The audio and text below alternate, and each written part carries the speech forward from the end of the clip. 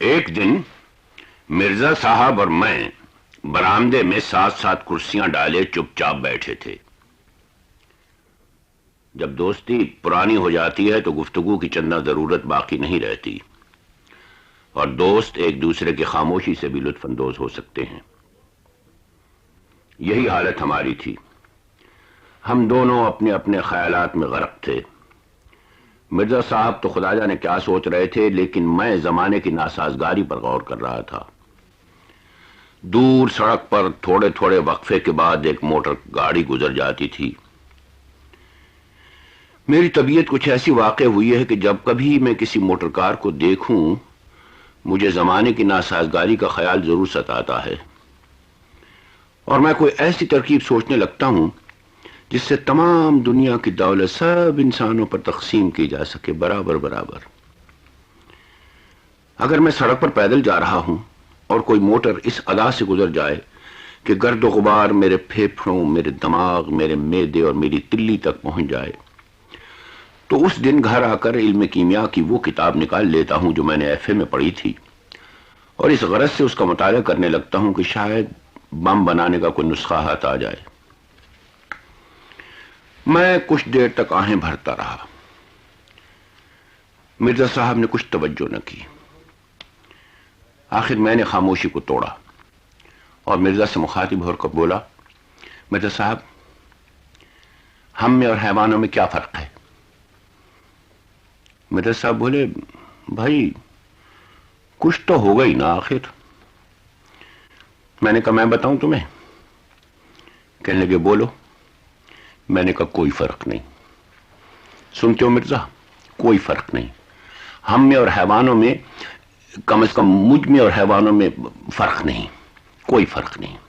ہاں میں جانتا ہوں تم مین میں نکالنے میں بڑے طاق ہو، کہہ دو گے حیوان جگالی کرتے ہیں، تم جگالی نہیں کرتے، ان کے دم ہوتی ہے، تمہاری دم نہیں ہوتی، لیکن ان باتوں سے کیا ہوتا ہے؟ ان سے تو صرف یہی ثابت ہوتا ہے کہ وہ مجھ سے افضل ہے۔ لیکن ایک بات میں اور وہ بالکل برابر ہیں، وہ بھی پیدل چلتے ہیں، میں بھی پیدل چلتا ہوں۔ اس کا تمہارے پاس کیا جواب ہے؟ جواب نہیں۔ کچھ ہے تو کہو، بس چپ ہو جاؤ۔ تم کچھ نہیں کہہ سکتے۔ جب سے میں پیدا ہوا ہوں اس دن سے پیدل چل رہا ہوں۔ پیدل۔ تم پیدل کے معنی نہیں جانتے۔ پیدل کے معنی ہے سینہ زمین پر اس طرح حرکت کرنا کہ دونوں پاؤں میں سے ایک ضرور زمین پر رہے۔ یعنی تمام عمر میرے حرکت کرنے کا طریقہ یہ رہا ہے کہ ایک پاؤں زمین پر رکھتا ہوں، دوسرا اٹھاتا ہوں، ایک آگے ایک پیچھے، ایک پیچھے ایک آگے۔ خدا کی قسم اس طرح کی زندگی سے دماغ سوچنے کے قابل نہیں رہتا۔ حواس بیکار ہو جاتے ہیں، تخیل مر جاتا ہے، آدمی گدھے سے بدتر ہو جاتا ہے۔ مرزا صاحب میری اس تقریر کے دوران میں کچھ اس بے پرواہی سے سگریٹ پیتے رہے کہ دوستوں کی بے پرواہی پر رونے کو دل چاہتا تھا۔ میں نے ازحد حقارت و نفرت کے ساتھ منہ ان کی طرف سے پھیر لیا۔ ایسا معلوم ہوتا تھا کہ مرزا کو میری باتوں پر یقین ہی نہیں آتا، گویا میں جو اپنی تکالیف بیان کر رہا ہوں وہ محض خیالی ہیں، یعنی میرے پیدل چلنے کے خلاف شکایت کرنا قابل توجہ ہی نہیں، یعنی میں کسی سواری کا مستحق ہی نہیں۔ میں نے دل میں کہا اچھا مرزا یوں ہی صحیح، دیکھو تو میں کیا کرتا ہوں۔ میں نے اپنے دان پچی کر لیے اور کرسی کے بازو پر سے جھک کر مرزا کے قریب پہنچ گیا۔ مرزا صاحب نے بھی سر میری طرف موڑا۔ میں مسکرا دیا، لیکن میری تبسم میں زہر ملا ہوا تھا۔ جب مرزا سننے کے لیے بالکل تیار ہو گیا تو میں نے چبا چبا کر کہا، مرزا میں ایک موٹر کار خریدنے لگا ہوں۔ یہ کہہ کر میں بڑے استغنا کے ساتھ دوسری طرف دیکھنے لگا۔ مرزا بولے، کیا کہا تم نے؟ کیا خریدنے لگے ہو؟ میں نے کہا سنا نہیں تم نے؟ میں ایک موٹر کار خریدنے لگا ہوں۔ موٹر کار ایک ایسی گاڑی ہے جس کو بعض لوگ موٹر کہتے ہیں، بعض لوگ کار کہتے ہیں، سمجھے؟ لیکن چونکہ تم ذرا کن ذہن واقع ہوئے اس لیے میں نے دونوں لفظ استعمال کر دیے تاکہ تمہیں سمجھنے میں کوئی دقت پیش نہ آئے۔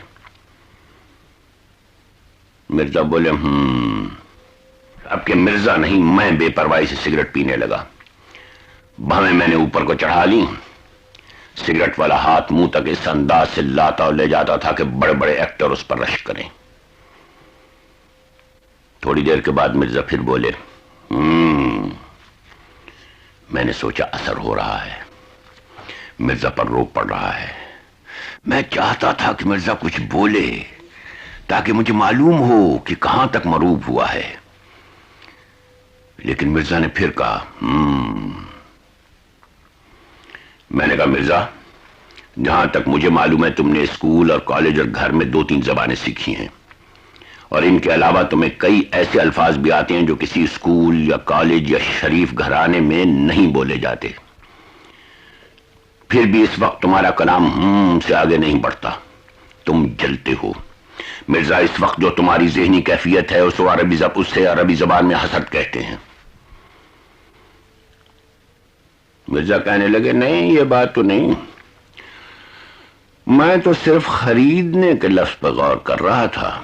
تم نے کہا میں ایک موٹر کار خریدنے لگا ہوں، تو میاں صاحبزادے خریدنا تو ایک ایسا فعل ہے کہ اس کے لیے روپے وغیرہ کی ضرورت ہوتی ہے. وغیرہ کو بندوبست تو بخوبی ہو جائے گا، لیکن روپے کا بندوبست کیسے کرو گے؟ یہ نکتہ مجھے بھی نہ سوجا تھا، لیکن میں نے ہمت نہ ہاری. میں نے کہا میں اپنی کئی قیمتی اشیاء بیچ سکتا ہوں. مرزا بولے کون کون سی مثلا؟ میں نے کہا ایک تو میں اپنا سگریٹ کیس بیچ ڈالوں گا. مرزا کہنے لگے چلو 10 آنے تو یہ ہو گئے، باقی 2,500-3 ہزار کا انتظام بھی اسی طرح ہو جائے گا تو سب کام ٹھیک ہو جائے گا. اس کے بعد ضروری یہی معلوم ہوا کہ گفتگو کا سلسلہ کچھ دیر کے لیے روک دیا جائے.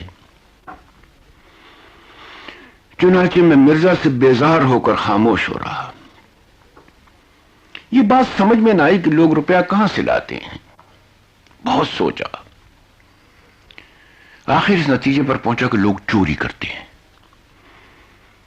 اس سے ایک گنا اطمینان ہوا.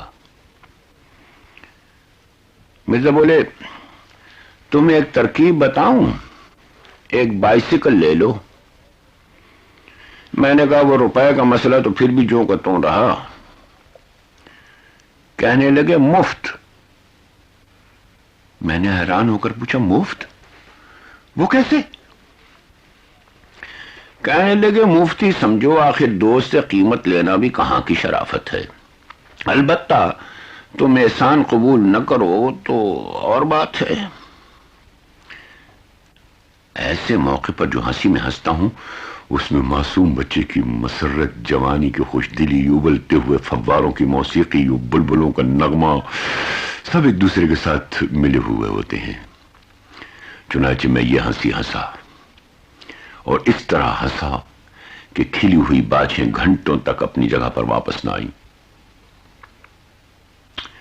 جب مجھے یقین ہو گیا کہ یک لخت کوئی خوشخبری سننے سے دل کی حرکت بند ہو جانے کا جو خطرہ ہوتا ہے اس سے محفوظ ہوں، تو میں نے پوچھا ہے کس کی؟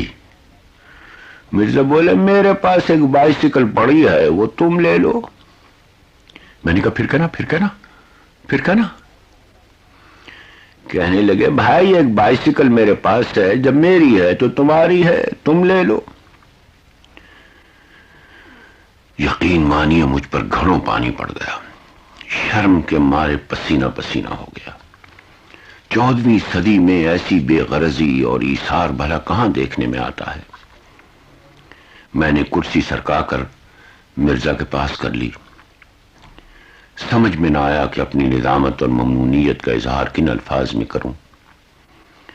میں نے کہا مرزا، سب سے پہلے تو میں اس گستاخی اور درشتی اور بے ادبی کی معافی مانگتا ہوں جو ابھی ابھی میں نے تمہارے ساتھ گفتگو میں روا رکھی. دوسرے، میں آج تمہارے سامنے ایک اعتراف کرنا چاہتا ہوں اور امید کرتا ہوں کہ تم میری صاف گوئی کی داد دو گے اور مجھے اپنی رحم دلی کے صدقے میں معاف کر دو گے. میں ہمیشہ تم کو از حد کمینہ، ممسک، خود غرض اور عیار انسان سمجھتا رہا ہوں.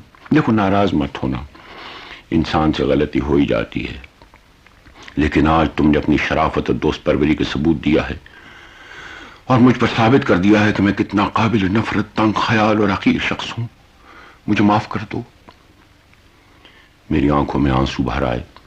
قریب تھا کہ میں مرزا کے ہاتھ کو بوسہ دیتا اور اپنے آنسوؤں کو چھپانے کے لیے اس کی گود میں سر رکھ دیتا. لیکن مرزا صاحب کہنے لگے، واہ، اس میں میری فیاضی کیا ہوتی ہے؟ میرے پاس ایک بائسیکل ہے، جیسے میں سوار ہوا ویسے تم سوار ہوئے. میں نے کہا مرزا مفت میں نہ لوں گا، یہ ہرگز نہیں ہو سکتا. مرزا کہنے لگے بس اسی بات سے میں ڈرتا ہوں. تم حساس اتنے ہو کہ کسی کا احسان لینا گوارا نہیں کرتے، حالانکہ خدا گواہ ہے احسان کی اس میں کوئی بات نہیں. میں نے کہا خیر کچھ بھی صحیح، تم سچ میں مجھے اس کی قیمت بتا دو. مرزا بولے، قیمت کا ذکر کر کے گویا تم مجھے کانٹوں میں گھسیٹتے ہو، اور پھر جس قیمت پر میں نے خریدی تھی وہ تو بہت زیادہ تھی، اور اب تو وہ اتنے کی رہی بھی نہیں. میں نے پوچھا تم نے کتنے میں خریدی تھی؟ کہنے لگے میں نے $250 میں خریدی تھی، لیکن اس زمانے میں بائسکلوں کا رواج ذرا کم تھا، اس لیے قیمتیں ذرا زیادہ تھیں. میں نے کہا کیا بہت پرانی ہے؟ بولے نہیں، ایسی پرانی بھی کیا ہوتی، میرا لڑکا اس پر کالج آیا جایا کرتا تھا اور اسے کالج چھوڑے بھی 2 سال بھی نہیں ہوئے. لیکن اتنا ضرور ہے کہ آج کل کی بائسکلوں سے ذرا مختلف ہے. آج کل تو بائسکلیں ٹین کی بنتی ہیں جنہیں کالج کے سر پھرے لونڈے سستی سمجھ کر خرید لیتے ہیں. پرانی بائسکلوں کے ڈھانچے مضبوط ہوا کرتے تھے. مگر مرزا $250 تو میں ہرگز نہیں دے سکتا، اتنے روپے میرے پاس کہاں سے آئے؟ میں تو اس سے آدھی قیمت بھی نہیں دے سکتا. مرزا کہنے لگے تو میں تم سے قیمت تھوڑا ہی مانگ رہا ہوں، اول تو قیمت لینا ہی نہیں چاہتا، لیکن میں نے کہا نا مرزا قیمت تو تمہیں لینی پڑے گی. اچھا تم یوں کرو، میں تمہاری جیب میں کچھ روپے ڈالے دیتا ہوں، تم گھر جا کر گن لینا، اگر تمہیں منظور ہوئے تو کل بائسیکل بھیج دینا، ورنہ روپے واپس کر دینا. اب یہاں بیٹھ کر تم سے سودا چکاؤں گے تو کوئی دکانداروں کی سی بات معلوم ہوتی ہے. مرزا بولے بھائی جیسے تمہاری مرضی، میں تو اب بھی کہتا ہوں کہ قیمت ویمت جانے دو، لیکن میں جانتا ہوں تم نہ مانو گے. میں اٹھ کر اندر کمرے میں آیا. میں نے سوچا استعمال شدہ چیزوں کی قیمت لوگ آدھی دیتے ہیں، لیکن جب میں نے مرزا سے کہا کہ مرزا میں آدھی قیمت بھی نہیں دے سکتا تو مرزا اس پر معترض نہ ہوا تھا. وہ بیچارہ تو بالکل یہی کہتا تھا کہ تم مفت ہی لے لو. لیکن میں مفت کیسے لے لوں؟ آخر بائسیکل ہے، ایک سواری ہے، فتنوں، گھوڑوں اور موٹروں اور ٹانگوں کے زمرے میں شمار ہوتی ہے. بکس کھولا تو معلوم ہوا کہ ہست و بود کل $46 ہیں. $46 تو کوئی ٹھیک رقم نہیں. 45 یا 50 ہوں جب بھی بات ہے، 50 تو ہو نہیں سکتے، اور اگر 45 ہی دینے ہیں تو 40 کیوں نہ دیے جائیں؟ جن رقموں کے آگے صفر آتا ہے وہ رقمیں کچھ زیادہ معقول معلوم ہوتی ہیں. بس ٹھیک ہے، $40 دے دوں گا، خدا کرے مرزا قبول کر لے. باہر آیا، $40 مٹھی میں بند کر کے مرزا کی جیب میں ڈال دیے اور کہا مرزا اس کو قیمت نہ سمجھنا، لیکن ایک مفلس دوست کی حقیر سے رقم منظور کرنا تمہیں اپنی توہین معلوم نہ ہو تو کل بائسیکل بھجوا دینا. مرزا چلنے لگے تو میں نے پھر کہا مرزا کل صبح بھجوا دینا ہے. رخصت ہونے سے پہلے میں نے پھر ایک دفعہ کہا کل 8-9 بجے تک پہنچ جائے، دیر نہ کرنا ہے. خدا حافظ. اور دیکھو مرزا میرے تھوڑے سے روپوں کو بھی زیادہ سمجھنا ہے. خدا حافظ. اور تمہارا بہت بہت شکریہ، میں تمہارا بہت ممنون ہوں، اور مرزا میری گستاخی معاف کر دینا. دیکھو نا کبھی کبھی یوں ہی بے تکلفی میں. کل صبح 8 بجے ہیں ضرور. خدا حافظ. مرزا کہنے لگے ذرا اسے جھاڑ پونچھ لینا اور تیل وغیرہ ڈلوا دینا، میرے نوکر کو فرصت ہوئی تو میں خود ہی ڈلوا لوں گا، ورنہ تم خود ڈال لینا۔ میں نے کہا ہاں وہ سب ٹھیک ہو جائے گا، وہ سب کچھ ہو جائے گا، تم کل صبح ضرور بھجوا دینا، اور دیکھنا 8 بجے تک یا 8:30 بجے تک پہنچ جائے۔ اچھا، خدا حافظ۔ رات کو بستر پر لیٹا تو بائسیکل پر سیر کرنے کے مختلف پروگرام تجویز کرتا رہا۔ یہ ارادہ تو پختہ کر لیا کہ 2-3 کے اندر ارد گرد کی تمام مشہور تاریخی عمارات اور کھنڈرات کو نئے سرے سے دیکھ ڈالوں گا۔ اس کے بعد اگلے گرمی کے موسم میں ہو سکا تو بائسیکل پر کشمیر وغیرہ کی سیر کروں گا۔ صبح صبح ہوا خوری کے لیے ہر روز نہر تک جایا کروں گا۔ شام کو ٹھنڈی سڑک پر جہاں اور لوگ سیر کو نکلیں گے، میں سڑک کی صاف شفاف سطح پر ہلکے ہلکے خاموشی کے ساتھ ہاتھی داند کے گیند کی طرح گزر جاؤں گا۔ ڈوبتے ہوئے آفتاب کی روشنی بائسیکل کے چمکیلے حصوں پر پڑے گی تو سائیکل جگمگا اٹھے گی، اور ایسا معلوم ہوگا جیسے کہ راج ہنس زمین کے ساتھ ساتھ اڑ رہا ہے۔ وہ مسکراہٹ جس کا ذکر میں کر چکا ہوں ابھی تک میرے ہونٹوں پر کھیل رہی تھی۔ بارہا دل چاہا کہ ابھی بھاگ کر جاؤں، مرزا کو گلے سے لگا لوں۔ رات کو خواب میں دعائیں مانگتا رہا کہ خدایا مرزا بائسیکل دینے پر رضامند ہو جائے۔ صبح اٹھا تو اٹھتے ہی نوکر نے خوشخبری سنائی کہ حضور وہ بائسیکل آ گئی ہے۔ میں نے کہا اتنے سویرے؟ نوکر نے کہا وہ تو رات ہی کو آ گئی تھی، آپ سو گئے تھے، میں نے جگانا مناسب نہ سمجھا، اور ساتھ ہی مرزا صاحب کا آدمی ڈھبریاں کسنے کا یہ اوزار بھی دے گیا ہے۔ میں حیران ہوا کہ مرزا صاحب نے بائسیکل بھجوانے میں اتنی اجلت سے کیوں کام لیا، لیکن اس نتیجے پر پہنچا کہ آدمی نہایت شریف اور دیانتدار ہیں، روپے لے لیے تھے تو سائیکل کیوں روک رکھتے ہیں۔ نوکر سے کہا دیکھو یہ اوزار یہیں چھوڑ جاؤ، اور دیکھو بائسیکل کو کسی کپڑے سے خوب اچھی طرح جھاڑو، اور دیکھو یہ جو موڑ پر بائسیکل والا بیٹھتا ہے نا اس سے جا کر بائسیکل میں ڈالنے کا تیل لے آؤ، اور دیکھو ابے بھاگا کہاں جا رہا ہے، ہم ضروری بات کہہ رہے ہیں تم سے۔ بائسیکل والے سے تیل کی ایک کپی لے آنا، اور جہاں جہاں تیل دینے کی ضرورت ہوتی ہے وہاں تیل دینا، اور دیکھو بائسیکلوں والے سے کہنے کو گھٹیا سا تیل نہ دے دے جس سے تمام پرزے خراب ہو جائیں، بائسیکل کے پرزے بڑے نازک ہوتے ہیں۔ اور سنو بائسیکل باہر نکال کر رکھو، ہم ابھی کپڑے پہن کر آتے ہیں۔ جلدی جلدی چائے پی، غسل خانے میں بڑے جوش و خروش کے ساتھ چل چل چمیلی باغ میں گاتا رہا۔ اس کے بعد کپڑے بدلے، اوزار جیب میں ڈالا اور کمرے سے باہر نکلا۔ برآمدے میں آیا تو برآمدے کے ساتھ ہی ایک عجیب و غریب مشین نظر پڑی۔ ٹھیک طرح پہچان نہ سکا کہ یہ کیا چیز ہے۔ نوکر سے دریافت کیا کہ یہ کیا چیز ہے۔ نوکر بولا حضور یہ بائسیکل ہے۔ میں نے کہا بائسیکل؟ کس کی بائسیکل؟ کہنے کا صاحب مرزا صاحب نے بھجوائی ہے آپ کے لیے۔ میں نے کہا وہ اور جو سائیکل رات کو انہوں نے بھجوائی تھی وہ کہاں ہے؟ کہنے کا یہی تو ہے۔ میں نے کہا کیا بکتا ہے، جو بائسیکل مرزا صاحب نے کل رات کو بھیجی تھی وہ یہی بائسیکل ہے؟ کہنے کا جی ہاں۔ میں نے کہا اچھا۔ پھر اسے دیکھنے لگا۔ اس کو صاف کیوں نہیں کیا؟ حضور 2-3 دفعہ صاف کیا ہے۔ تو یہ میلی کیوں ہے؟ نوکر نے اس کا جواب دینا شاید مناسب خیال نہ کیا۔ اور تیل لایا؟ ہاں حضور لایا۔ دیا؟ حضور وہ جو تیل دینے کے چھید ہوتے ہیں نا وہ نہیں ملتے، کیا وجہ؟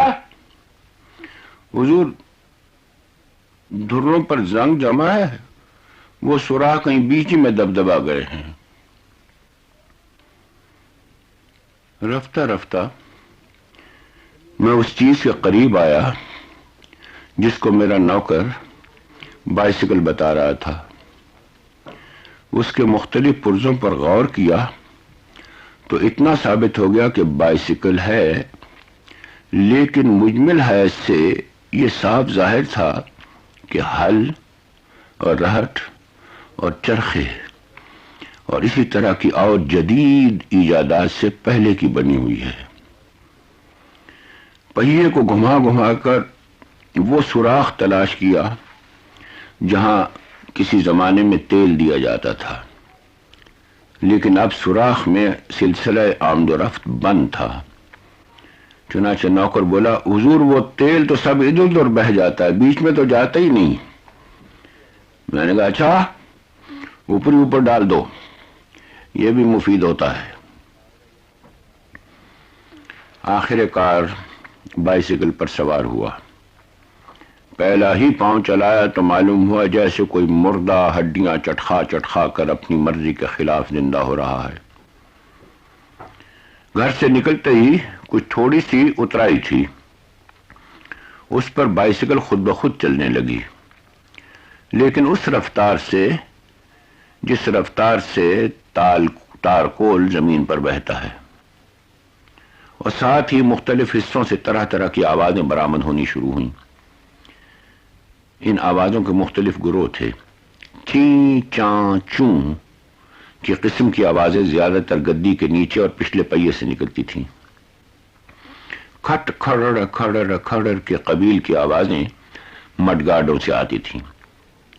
چر چرخ کی قسم کے سر زنجیر اور پیڈل سے نکلتے تھے۔ زنجیر ڈھیلی ڈھیلی تھی، میں جب کبھی پیڈل پر زور ڈالتا زنجیر میں ایک انگڑائی سی پیدا ہو جاتی تھی جس سے وہ تن جاتی تھی اور چٹ چٹ بولنے لگتی تھی اور پھر ڈھیلی ہو جاتی تھی۔ پچھلا پہیا گھومنے کے علاوہ جھومتا بھی تھا، یعنی ایک تو آگے کو چلتا تھا، اس کے علاوہ داہنے سے بائیں اور بائیں سے داہنے کو بھی حرکت کرتا تھا۔ چنانچہ سڑک پر جو نشان بن جاتا تھا اس کو دیکھ کر ایسا معلوم ہوتا تھا جیسے کوئی مخمور سانپ لہرا کر نکل گیا ہے۔ مڈگارڈ تھے تو صحیح، لیکن پہیوں کے عین اوپر نہ تھے۔ ان کا فائدہ صرف یہ معلوم ہوتا تھا کہ انسان شمال کی سمت سیر کو نکلے اور آفتاب مغرب میں غروب ہو رہا ہو تو مڈگارڈ کی بدولت ٹائر دھوپ سے بچے رہیں۔ اگلے پہیے کے ٹائر میں ایک بڑا سا پیبند لگا تھا، جس کی وجہ سے پہیا ہر چکر میں ایک دفعہ اوپر کو اٹھ جاتا تھا، اور میرا سر پیچھے کو یوں جھٹکے کھا رہا تھا جیسے کوئی متواتر ٹھوڑی کے نیچے مکے مارے جا رہا ہو۔ پچھلے اور اگلے پہیے کو ملا کر چوں چوں پھٹ کی صدا نکل رہی تھی۔ جب اتار پر بائسیکل ذرا تیز ہوئی تو فضا میں ایک بھونچال سا آ گیا، اور بائسیکل کے کئی پرزے جو اب تک سو رہے تھے بیدار ہو کر گویا ہوئے۔ ادھر ادھر کے لوگ چونکے، ماؤں نے اپنے بچوں کو سینے سے لگا لیا۔ کھڑڑ کھڑ کے بیچ میں پہیوں کی آواز جدا سنائی دے رہی تھی، لیکن چونکہ بائسیکل اب پہلے سے تیز تھی اس لیے چوں چوں پھٹ کی آواز نے اب چچوں پھٹ کی صورت اختیار کر لی تھی۔ تمام بائسیکل کسی ادق افریقی زبان کی گردانیں دہرا رہی تھی۔ اس قدر تیز رفتاری بائسیکل کی طبع نازک پر گراں گزری، چنانچہ اس میں یک لخت دو تبدیلیاں واقع ہو گئیں۔ ایک تو ہینڈل ایک طرف کو مڑ گیا، جس کا نتیجہ یہ ہوا کہ میں جا تو سامنے کو رہا تھا، لیکن میرا تمام جسم دائیں طرف کو مڑا ہوا تھا۔ اس کے علاوہ بائسیکل کی گدی دفعتاً 6 انچ کے قریب نیچے بیٹھ گئی۔ چنانچہ جب پیڈل چلانے کے لیے ٹانگیں نیچے اوپر کر رہا تھا تو میرے گھٹنے ٹھوڑی تک پہنچ جاتے تھے، کمر دوہری ہو کر باہر کو نکلی ہوئی تھی، اور ساتھ ہی اگلے پہیوں کی اٹکیلیوں کی وجہ سے سر برابر جھٹکے کھا رہا تھا۔ گدی کا نیچا ہونا از حد تکلیف دہ ثابت ہوا۔ اس لیے میں نے مناسب یہی سمجھا کہ اس کو ٹھیک کر لوں. چنانچہ میں نے بائسیکل کو ٹھہرا لیا اور نیچے اترا. بائسیکل کے ٹھہر جانے سے یک لخت جیسے دنیا میں خاموشی سی چھا گئی. ایسا معلوم ہوتا تھا جیسے کسی ریل کے اسٹیشن سے باہر نکل آیا ہوں. جیب سے میں نے اوزار نکالا، گدی کو اونچا کیا، کچھ ہینڈل کو ٹھیک کیا، دوبارہ سوار ہو گیا. 10 قدم بھی نہ چلنا پایا تھا کہ اب کے ہینڈل یک تخت نیچا ہو گیا، اتنا کہ گدی اب ہینڈل سے فٹ بھر اونچی تھی. میرا تمام جسم آگے کو جھکا ہوا تھا. تمام بوجھ دونوں ہاتھوں پر تھا جو ہینڈل پر رکھے تھے اور برابر جھٹکے کھا رہے تھے. آپ میری حالت کو تصور کریں تو آپ کو معلوم ہو کہ میں دور سے ایسا معلوم ہو رہا تھا جیسے کوئی عورت آٹا گوندھ رہی ہو. مجھے اس مشابہت کا احساس بہت تیز تھا جس کی وجہ سے میرے ماتھے پر پسینہ آ گیا. میں دائیں بائیں لوگوں کو کنکھیوں سے دیکھتے جاتا تھا. یوں تو ہر شخص میل بھر پہلے ہی سے مڑ مڑ کر دیکھنے لگتا تھا، لیکن ان میں کوئی بھی ایسا نہ تھا جس کے لیے میری مصیبت ضیافت تباہ کا باعث نہ ہو. ہینڈل تو نیچا ہو ہی گیا تھا، اب کہ گدی نیچے ہو گئی اور میں ہمہ تن زمین کے قریب آ گیا. ایک لڑکے نے کہا، دیکھو یہ آدمی کیا کر رہا ہے. جو گویا اس بدتمیز کے نزدیک میں کوئی کرتب دکھا رہا تھا. میں نے اتر کر پھر ہینڈل اور گدی کو اونچا کیا، لیکن تھوڑی دیر بعد ان میں سے ایک نہ ایک پھر نیچا ہو جاتا، اور وہ لمحے جن کے دوران میں میرے ہاتھ اور میرا جسم دونوں برابر ایک ہی بلندی پر واقع ہوں بہت ہی کم تھے. اور ان میں بھی میں یہی سوچتا رہتا تھا کہ اب کی گدی پہلے بیٹھے گی یا ہینڈل. چنانچہ نڈر ہو کر نہ بیٹھتا تھا بلکہ جسم کو گدی سے قدرے اوپر ہی رکھتا تھا، لیکن اس سے ہینڈل پر اتنا بوجھ پڑتا تھا کہ وہ نیچا ہو جاتا تھا. جب 2 میل گزر گئے اور بائسیکل کے اٹھک بیٹھک نے ایک مقررہ باقاعدگی اختیار کر لی تو فیصلہ کیا کہ کسی مستری سے پیچ کسوا لینے چاہیے. چنانچہ بائسیکلوں کی ایک دکان پر گیا. بائسیکل کے کھڑڑ کھڑڑ سے جتنے لوگ کام کر رہے تھے سب کے سب سر اٹھا کر میری طرف دیکھنے لگے. میں نے جی کڑا کر کے کہا، ذرا اس کی مرمت کر دیجئے. ایک مستری آگے بڑھا. لوہے کی ایک سلاخ اس کے ہاتھ میں تھی جس سے اس نے بائسیکل کے مختلف حصوں کو ٹھونک بجا کر دیکھا. معلوم ہوتا ہے اس نے بڑی تیزی سے حالات کا جائزہ لگا لیا ہے، لیکن پھر بھی مجھ سے پوچھنے لگا، کس کس پرزے کی مرمت کرائیے گا؟ میں نے کہا، بڑے گستاخ ہو تم، دیکھتے نہیں کہ صرف ہینڈل اور گدی کو اونچا کر کے کسوانا ہے، بس اور کیا. ان کو مہربانی کر کے فوراً ٹھیک کر دو اور بتاؤ کتنے پیسے ہوئے. مستری کہنے لگا، مڈ گارڈ بھی ٹھیک کر دوں؟ میں نے کہا، ہاں وہ بھی ٹھیک کر دو. کہنے لگا، اگر باقی چیزیں بھی ٹھیک کرا لیں تو اچھا ہو. میں نے کہا، اچھا کر دو. بولا، یوں تھوڑا ہی ہو سکتا ہے، 10-15 دن کا کام ہے، آپ اسے ہمارے پاس چھوڑ جائیے. اور پیسے کتنے ہوں گے؟ کہنے لگا، بس 30-40 روپے لگیں گے. میں نے کہا، بس جی، جو کام تم سے کہا وہ کرو اور باقی ہمارے معاملات میں دخل مت دو. تھوڑی دیر میں ہینڈل اور گدی پھر اونچی کر کے کستی گئی. میں چلنے لگا تو مستری نے کہا، میں نے کس تو دیا ہے لیکن پینٹ سب گھسے ہوئے ہیں، ابھی تھوڑی دیر میں پھر ڈھیلے ہو جائیں گے. میں نے کہا، بدتمیز کہیں گا، اور دعانے مفت کے لے لیے؟ کہا، جناب آپ کو بائسیکل بھی تو مفت میں ملی ہوگی، یہ آپ کے دوست مرزا صاحب کی ہے نا. ہمیں للو، یہ وہی بائسیکل ہے جو پچھلے سال مرزا صاحب یہاں بیچنے کو لائے تھے. پہچانی تم نے؟ 22 صدیاں گزر گئیں لیکن اس بائسیکل کی خطا معاف ہونے میں نہیں آتی. میں نے کہا، واہ، مرزا صاحب کے لڑکے اس پر کالج آیا جایا کرتے تھے اور ان کو ابھی کالج چھوڑے ہوئے 2 سال بھی نہیں ہوئے. مستری نے کہا، ہاں وہ تو ٹھیک ہے لیکن مرزا صاحب خود جب کالج میں پڑھتے تھے تو ان کے پاس بھی تو یہی بائسیکل تھی. میری طبیعت یہ سن کر کچھ مردہ سی ہو گئی. میں بائسیکل کو ساتھ لیے آہستہ آہستہ پیدل چل پڑا، لیکن پیدل چلنا بھی مشکل تھا. اس بائسیکل کو چلانے میں ایسے ایسے پٹھوں پر زور پڑتا تھا جو عام بائسیکلوں کے چلانے میں استعمال ہی نہیں ہوتے. اس لیے ٹانگوں اور کندھوں اور کمر اور بازوؤں میں جا بجا درد ہو رہا تھا۔ مرزا کا خیال رہ رہ کر آتا تھا، لیکن میں ہر بار کوشش کر کے اس کو دل سے ہٹا دیتا تھا، ورنہ میں پاگل ہو جاتا۔ جنون کی حالت میں پہلی حرکت مجھ سے یہ سردرد ہوتی کہ مرزا کے مکان کے سامنے بازار میں ایک جلسہ منعقد کرتا، جس میں مرزا کی مکاری، بے ایمانی اور دغابازی پر ایک طویل تقریر کرتا، کل بنی نوع انسان اور آئندہ آنے والی نسلوں کو مرزا کی ناپاک فطرت سے آگاہ کر دیتا، اور اس کے بعد چتا جلا کر اس میں زندہ جل مرتا۔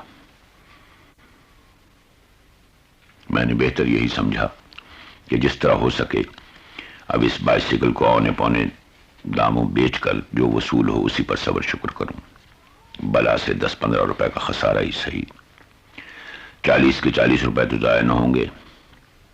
راستے میں بائسیکلوں کی ایک اور دکان آئی، وہاں ٹھہر گیا۔ دکاندار بڑھ کر میرے پاس آیا، لیکن میرے منہ کو جیسے قفل لگ گیا تھا۔ عمر بھر کسی چیز کے بیچنے کی نوبت نہ آئی تھی۔ مجھے یہ بھی نہیں معلوم کہ ایسے موقع پر کیا کہتے ہیں۔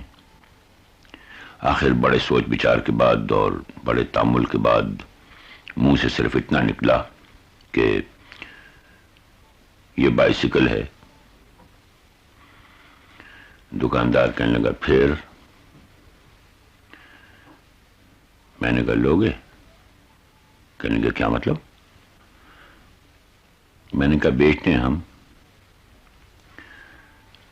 دکاندار نے مجھے ایسی نظروں سے دیکھا کہ مجھے یہ محسوس ہوا کہ گویا مجھ پر چوری کا شبہ کر رہا ہے۔ پھر بائسیکل کو دیکھا، پھر مجھے دیکھا، پھر بائسیکل کو دیکھا۔ ایسا معلوم ہوتا تھا کہ فیصلہ نہیں کر سکتا کہ آدمی کون سا اور بائسیکل کون سی ہے۔ آخر کار بولا کیا کریں گے آپ اس کو بیچ کر؟ ایسے سوالات کو خدا جانے کیا جواب ہوتا ہے۔ میں نے کہا کیا تم یہ پوچھنا چاہتے ہو کہ جو روپے مجھے وصول ہوں گے ان کا مصرف کیا ہوگا؟ کہیں گا وہ تو ٹھیک ہے، مگر اس کو لے کر کیا کرے گا کوئی؟ میں نے کہا اس پہ چڑھے گا اور کیا کرے گا؟ کہیں گا اچھا چڑھ گیا، پھر؟ میں نے کہا پھر کیا؟ پھر چلائے گا اور کیا؟ دکاندار بولا اچھا خدا بخش ذرا یہاں آنا، یہ بائسیکل بکنے آئی ہے۔ جن حضرت کا اس میں گرامی خدا بخش تھا، انہوں نے دوری سے بائسیکل کو یوں دیکھا جیسے بو سونگ رہے ہوں۔ اس کے بعد دونوں نے آپس میں مشورہ کیا۔ آخر وہ جن کا نام خدا بخش نہیں تھا میرے پاس آئے اور کہنے لگے آپ سچ مچ بیچ رہے ہیں؟ میں نے کہا تو اور کیا، محض آپ سے ہم کلام ہونے کا فخر حاصل کرنے کے لیے گھر سے یہ بہانہ گھڑ کر لایا تھا۔ کہنے لگا تو کیا لیں گے آپ؟ میں نے کہا تمہیں بتاؤ۔ کہنے لگا سچ سچ بتا دوں؟ میں نے کہا ہاں سچ سچ بتا دوں؟ میں نے کہا بتاؤ گے بھی یا یوں ہی ترساتے رہو گے؟ کہیں گے روپے 3 دوں گا اس کے۔ میرا خون کھول اٹھا اور میرے ہاتھ پاؤں اور ہونٹ غصے کے مارے کانپنے لگے۔ میں نے کہا او صنعت و حرفت سے پیٹ پالنے والے نچلے طبقے کے انسان، مجھے اپنی توہین کی پرواہ نہیں، لیکن تو نے اپنی بےہودہ گفتاری سے اس بے زبان چیز کو جو صدمہ پہنچایا ہے اس کے لیے میں تجھے قیامت تک معاف نہیں کر سکتا۔ یہ کہہ کر میں بائسیکل پر سوار ہو گیا اور اندھا دھند پاؤں چلانے لگا۔ مشکل سے 20 قدم گیا ہوں گا کہ مجھے ایسا معلوم ہوا جیسے زمین یکلخت اچھل کر مجھ سے آ لگی ہے۔ آسمان میرے سر پر سے ہٹ کر میری ٹانگوں کے بیچ میں سے گزر گیا ہے، اور ادھر ادھر کی عمارتوں نے ایک دوسرے کے ساتھ اپنی اپنی جگہ بدل لی ہے۔ حواس بجا ہوئے تو معلوم ہوا کہ میں زمین پر اس بے تکلفی سے بیٹھا ہوں گویا بڑی مدت سے مجھے اس بات کا شوق تھا جو آج پورا ہوا۔ ارد گرد کچھ لوگ جمع ہو گئے تھے جن میں سے اکثر ہنس رہے تھے۔ سامنے وہ دکان تھی جہاں ابھی بھی میں نے اپنی ناکام گفت و شنید کا سلسلہ منقطع کیا تھا۔ میں نے اپنے گرد و پیش پر غور کیا تو معلوم ہوا کہ میری بائسیکل کا اگلا پہیہ بالکل الگ ہو کر لڑکتا ہوا سڑک کے اس پار پہنچا ہے اور باقی بائسیکل میرے پاس پڑی ہے۔ میں نے فوراً اپنے آپ کو سنبھالا، جو پہیہ الگ ہو گیا تھا اس کو ایک ہاتھ سے اٹھایا، دوسرے ہاتھ سے باقی ماندہ سائیکل کو تھاما اور چل کھڑا ہوا۔ یہ محض ایک اضطراری حرکت تھی، ورنہ ہاشا وہ بائسیکل مجھے ہرگز اتنی عزیز نہ تھی کہ میں اس کو اس حالت میں اپنے ساتھ لیے پھرتا۔ جب میں اس سب کچھ اٹھا کر چل دیا تو میں نے اپنے آپ سے پوچھا، یہ تم کیا کر رہے ہو؟ کہاں جا رہے ہو؟ تمہارا ارادہ کیا ہے؟ یہ دو پہیے کاہے کو لے جا رہے ہو؟ ان سب سوالوں کا جواب یہی ملا کہ دیکھا جائے گا۔ فی الحال تم یہاں سے چل دو، سب لوگ تمہیں دیکھ رہے ہیں اور ہنس رہے ہیں، سر اونچا رکھو اور چلتے جاؤ۔ جو ہنس رہے ہیں انہیں ہنسنے دو، اس قسم کے بیہودہ لوگ ہر قوم اور ہر ملک میں پائے جاتے ہیں۔ آخر کیا ہوا؟ محض ایک حادثہ، بس دائیں بائیں مت دیکھو، چلتے جاؤ۔ لوگوں کے کچھ ناشائستہ کلمات بھی سنائی دے رہے تھے۔ ایک آواز آئی، بس حضرت غصہ تھوک ڈالیے۔ دوسرے صاحب بولے، بے حیا بائسیکل، گھر پہنچ کر تجھے مزہ چکھاؤں گا۔ ایک والد اپنے لخت جگر کی انگلی پکڑے جا رہے تھے، میری طرف اشارہ کر کے کہنے لگے، دیکھو بیٹا، یہ سرکس کی بائسیکل ہے، اس کے دونوں پہیے الگ ہوتے ہیں۔ میں چلتا گیا، تھوڑی دیر بعد آبادی سے دور نکل گیا۔ اب میری رفتار میں ایک عزیمت پائی جاتی تھی۔ میرا دل جو کئی گھنٹوں سے کشمکش میں پیچ و تاب کھا رہا تھا بہت ہلکا ہو گیا تھا۔ میں چلتا گیا حتیٰ کہ دریا پر جا پہنچا۔ پل کے اوپر کھڑے ہو کر میں نے دونوں پہیوں کو ایک ایک کر کے اس بے پرواہی کے ساتھ دریا میں پھینک دیا جیسے کوئی لیٹر باکس میں خط ڈالتا ہے، اور واپس شہر کو روانہ ہوا۔ سب سے پہلے مرزا کے گھر گیا، دروازہ کھٹکھٹایا۔ مرزا بولے، اندر آؤ۔ میں نے کہا، آپ ذرا باہر تشریف لائیے۔ آپ جیسے خدا رسیدہ بزرگ کے گھر میں وضو کیے بغیر کیسے داخل ہو سکتا ہوں؟ باہر تشریف لائے تو میں نے وہ اوزار ان کی خدمت میں پیش کیا جو انہوں نے بائسیکل کے ساتھ مجھے مفتی عنایت فرمایا تھا، اور کہا، مرزا صاحب، آپ اس اوزار سے شوق فرمایا کیجئے، میں اب اس سے بے نیاز ہو چکا ہوں۔ گھر پہنچ کر میں نے پھر علم کیمیا کی اس کتاب کو مطالعہ شروع کیا جو میں نے ایف اے کے کورس میں پڑھی۔